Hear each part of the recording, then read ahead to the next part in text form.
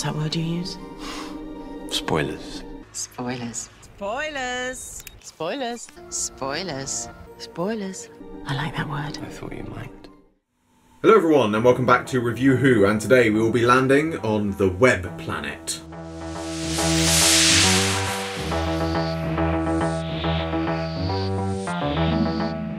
The Web Planet is another story which, again, I haven't watched that many times. Again, I didn't really think there was any particular reason, it was just that I hadn't rewatched it that much. However, in rewatching it for this review, I started to realise that maybe there is a reason. It's not a bad story, indeed some fans rate it very highly, but for me, something about it never sat quite right.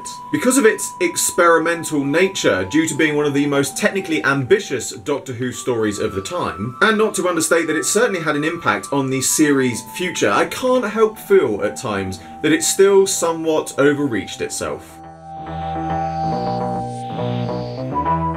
Again, another 6-part story, and again, another story that I feel could have been better made as a 4-parter, or possibly even a 2-parter. Once again, the overall story itself is standard Doctor Who. The Doctor and his companions travel to a strange new world, find evil doings afoot, and must work together to help save those in trouble. Unfortunately, this is slightly where the story all falls down, because there's not really much more to the story. Other classic stories we have previously looked at often have mini subplots to do with the crew being separated. And whilst the crew are still separated in this story, they're all still involved in the same basic plot. At times it does somewhat feel like you're watching each character repeat what has basically happened to the previous character we've just seen. In turn, this makes it hard to pick out any really good parts to the story itself. If you like episodes that are visually captivating, then the Web Planet is definitely one to watch, but if you're here for the story, well, you might be disappointed.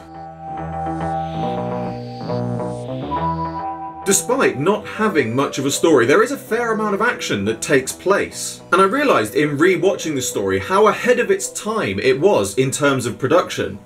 But maybe that's the problem, because at times it does feel like there is much more action on screen than there is actually story. As previously mentioned, visually the episode is very striking. The aliens appear and move in a very alien manner, and there are some genuinely tense and potentially scary of the time moments. And although, rather like moments of story, no particular moments of action jump out to me, it does raise an interesting point. With the production and visuals of this story being ahead of their time, if the action was updated to modern standards, could this story in fact benefit from a direct sequel in modern Doctor Who? It's certainly something worth considering.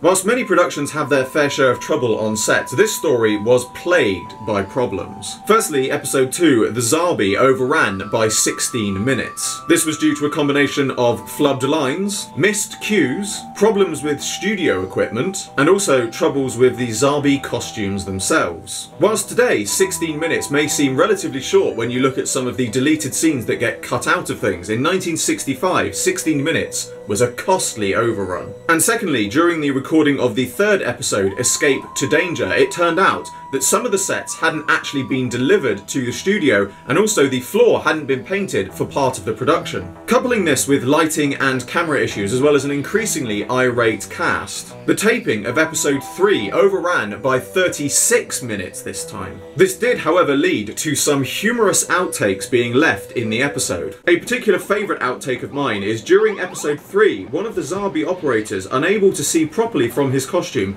runs right into the camera. And because of the time unavailable to reshoot, this outtake, along with several others if you look for them carefully, were left in to the final episodes.